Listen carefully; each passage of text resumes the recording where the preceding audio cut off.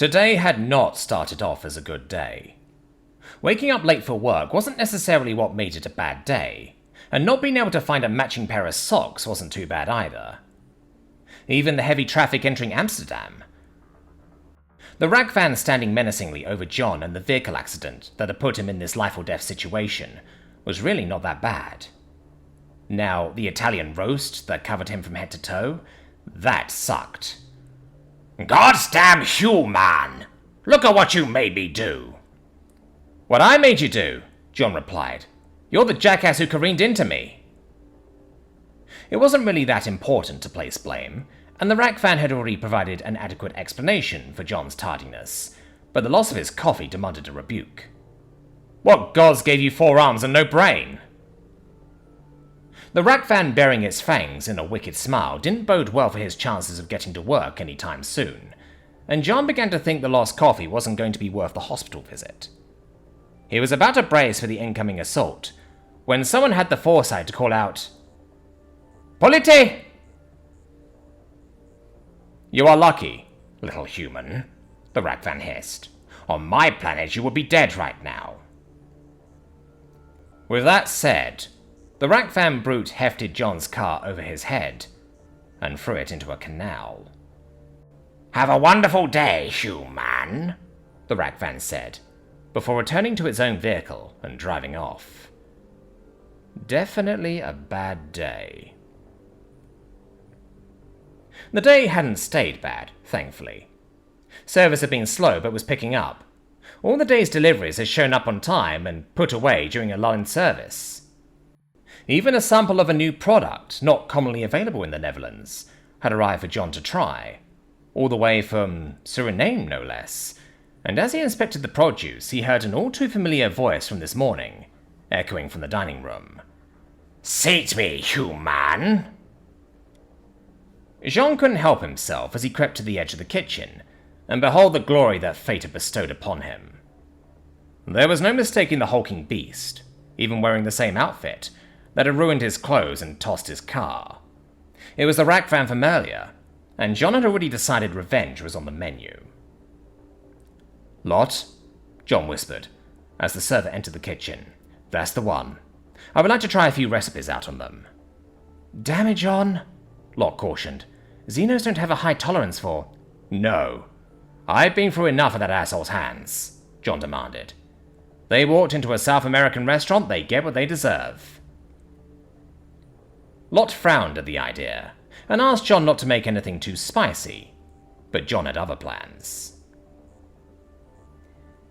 Ceviche mixto was first on the menu, a blend of several fish and shellfish marinated in cilantro, lime, garlic, and ají amarillo.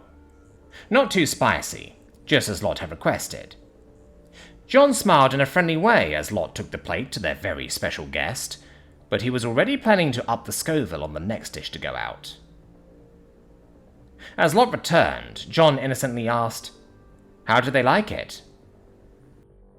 Lot crossed her arms defiantly. "They is a she, and I still hate this idea, but she was quite happy with the ceviche." A look of annoyance crossed John's face, but perhaps the next dish would change their tune. Caldo verde, a wonderful soup of potatoes, thinly sliced smoked sausage and collard greens, but with a very special refogado that included chiro roxa. If the 50,000 Scoville Aj Amarillo didn't get to her, the 80,000 Scoville of chiro roxa would. If not, he already had a special dish going that his mother had shared with him that would most certainly teach this Xeno bitch a lesson. Lot returned with a smile on her face and an empty bowl, much to Jean's disappointment. "She loved it and praised you for the idea of adding a fruity note and a bit of spice to an otherwise savory soup," she replied, still not happy with her place in this fight. "Did she?" Jean asked, trying to keep a dark tone out of his voice. "Well then, I'm sure she will absolutely love the entree," John said, slamming down a monkey dish with fried chickpeas, fried with black pepper, known as gris, but with a little 350,000 Scoville surprise, provided by Suriname's most beloved chili, Madame Jeanette, the namesake of his restaurant. It will take a few minutes to finish, but I'm sure she'll enjoy it. Jean loved his mother, who had encouraged him into following a career in the kitchen. The woman who prided herself on making the spiciest pomme in Suriname, using the pepper he had named his restaurant after. If Madame Jeanette, at a staggering 350,000 Scoville, couldn't defeat the Zeno, then Mama's special blend might. Perhaps he would resort to the 1 million Scoville provided by the Naga Jolokia. Indian ingredients were a part of Suriname culture, after all. "Service!" John yelled, and Lot came in with a deep frown. As Lot walked into the kitchen, John handed the pomme, the national dish of Suriname, but with its own cruel twist. Alpha had to take. "She wants to speak to you," Lot explained. "I didn't say anything to her, but I already know what is in the pomme, and I can't go that far, John." It wasn't Lot's fault. She had just been caught in between two combatants, and he didn't fault her for deciding to stop here. Jean removed his apron and the pomme from the service line before heading out to meet the Rakvan face to face. It might end his career, but he had already gone too far to back down now. The Rakvan stared him down as he approached with a dish of pomme, eyes watering and snot running from her nose. A vicious smile threatened to cross his face at the victory he had achieved over her, and he set the pomme in front of her, as skillfully as he could before addressing her. "Lot tells me you wanted to say something?" "Fuck. You're the guy from this morning, aren't you?" she said. "Yes, I am," Jean confirmed. "If I would have known, I wouldn't have acted so harshly towards you. Suffer, bitch. And everything you made just for me was so amazing.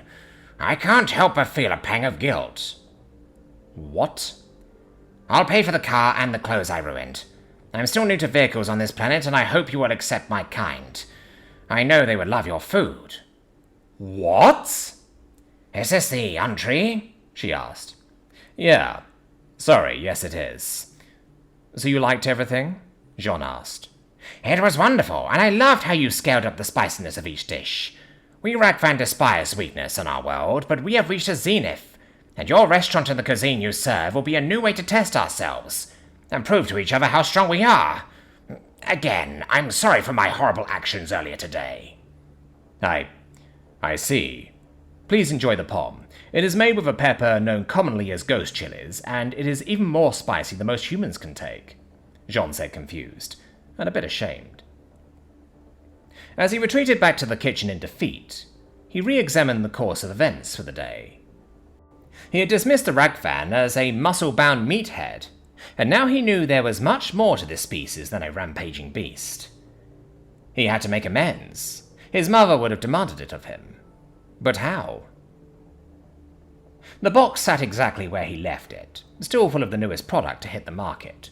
Straight from home. "Thanks, Mama," Jean said with a smile, as he grabbed the box and calmed himself before walking out into the dining room. The Rakvan wanted to test themselves with peppers. Perhaps these new hybrids, a crossbreed of Madame Jeanette and his mother's own Naga Jolokia, would be a good start. A peace offering, at the very least. Maybe today wasn't as bad as Jean had thought.